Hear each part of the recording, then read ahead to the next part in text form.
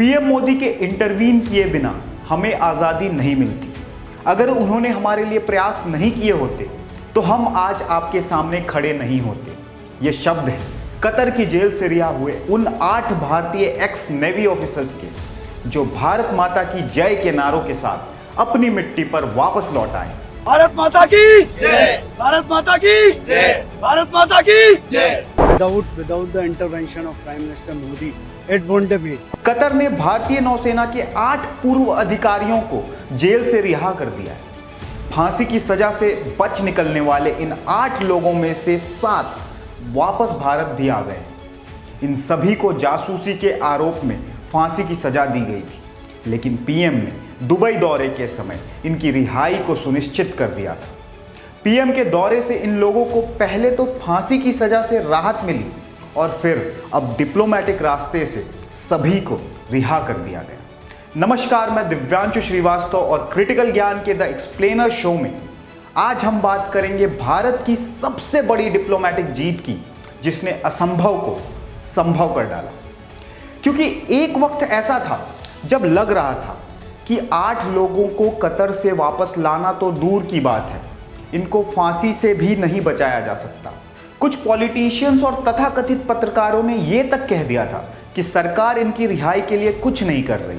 गत 30 अगस्त 2002 से सभापति महोदय, हमारे नौसेना के 8 जो सेवानिवृत्त अधिकारी हैं उनको कतर में दोहा में सॉलिटरी कंफाइनमेंट में रखा गया। पर मुझे एस जयशंकर का संसद में दिया वो बयान याद आता है, जिसमें उन्होंने कहा था कि मोदी सरकार इस मुद्दे को लेकर बहुत गंभीर है और डिप्लोमेसी के जरिए सबको सेफली भारत वापस लाएगी। I assure you that they are very much, very strongly in our priorities. आखिर क्या था वो मामला जिसमें इन 8 लोगों को कतर में सजा हुई थी? फाइनेंशियल टाइम्स की रिपोर्ट के अकॉर्डिंग नेवी के 8 एक्स ऑफिसर्स को कतर की सबमरीन प्रोग्राम के लिए इजराइल की तरफ से जासूसी करने के संदेह में गिरफ्तार किया गया था। जेल से रिहा हुए ये पूर्व नौसैनिक धारा global technologies and consulting services में काम करते थे, जो कि कतर में। कतर ने इन्हें पिछले साल ही गिरफ्तार किया। भारत पर इन पूर्व अधिकारियों को बचाने का दबाव था। ऐसे में भारत सरकार कानूनी तौर पर इसे चुनौती दे रही थी। इसके साथ ही भारत डिप्लोमेटिक चैनल से भी बातचीत कर रहा था। नवंबर में जब इन लोगों को मौत की सजा सुनाई गई, तब तक इस बात की कोई जानकारी नहीं मिल पाई थी कि इन 8 लोगों के साथ क्या कुछ हो रहा है। फांसी की सजा के बाद मामला दुनिया की नज़र में आया। भारत सरकार ने इन बंधकों के लिए कतर से काउंसलर एक्सेस की मांग की। जिनेवा कन्वेंशन के मुताबिक ऐसे मामलों में काउंसलर एक्सेस यानी राजनयिक पहुंच देना उस देश के लिए ज़रूरी हो जाता है जहां दूसरे देश के नागरिक को गिरफ्तार किया गया है। भारत ने नवंबर में काउंसलर एक्सेस हासिल कर लिया और केस के बारे में पूरी जानकारी हासिल की। राजनीतिक चैनल से भी भारत सरकार सक्रिय थी। कानूनी पहलुओं पर भी विचार हो रहा था। भारत सरकार के सहयोग से इन पूर्व अधिकारियों ने कतर के उच्च न्यायालय में अपील दायर की। अपील स्वीकार होने के बाद सरकार कानूनी प्रक्रिया में लग गई। इधर भारत कतर पर राजनीतिक दबाव बढ़ाता जा रहा था। दिसंबर की शुरुआत में प्रधानमंत्री नरेंद्र मोदी की दुबई में कतर के अमीर से मुलाकात हुई। पीएम मोदी कॉप्स 28 की बैठक में भाग लेने गए थे।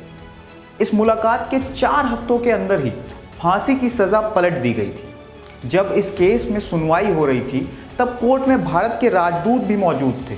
उनकी मौजूदगी ये बताती है कि भारत सरकार इस मामले को लेकर कितनी ज़्यादा गंभीर थी। चलिए एक बार टाइमलाइन पर नज़र डालते हैं। 30 अगस्त 2022 को कतर की intelligence agency Qatar state securities ने इन 8 एक्स नेवल ऑफिसर्स को गिरफ्तार किया, जिसके बारे में भारत सरकार को जानकारी तक नहीं थी। सितंबर 2022 में पहली बार भारतीय दूतावास को भारतीय नौसैनिकों की गिरफ्तारी के बारे में बताया गया और कतर सरकार ने नेवी ऑफिसर्स की पहली जमानत की याचिका को खारिज कर दिया। 30 सितंबर 2022 को इन्हें पहली बार अपने परिवार के सदस्यों के साथ थोड़ी देर के लिए टेलीफोन पर बात करने की मंजूरी दी गई। 3 अक्टूबर 2022 को इन्हें पहली बार काउंसलर एक्सेस मिला, यानी गिरफ्तारी के 1 महीने के बाद। नवंबर 2022 में कतर में भारत के राजदूत दीपक मित्तल को हटाकर पीएमओ में स्पेशल ड्यूटी पर तैनात कर दिया गया और ये बताता है कि सरकार तभी से हमारे लोगों को वापस लाने की तैयारी में जुट गई थी।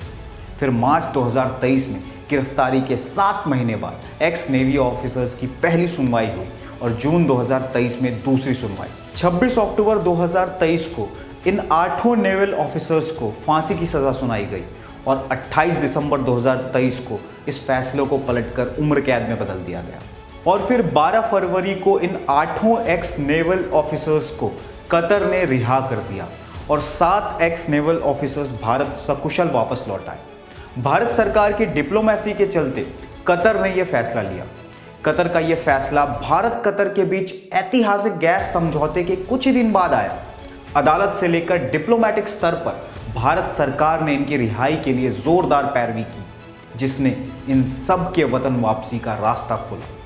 हम ये दिल से बोल सकते हैं कि हमें देश और अपने प्रधानमंत्री पर गर्व है। उम्मीद है क्रिटिकल ज्ञान के इस वीडियो के माध्यम से आपको भी अपने देश पर गर्व हो रहा होगा।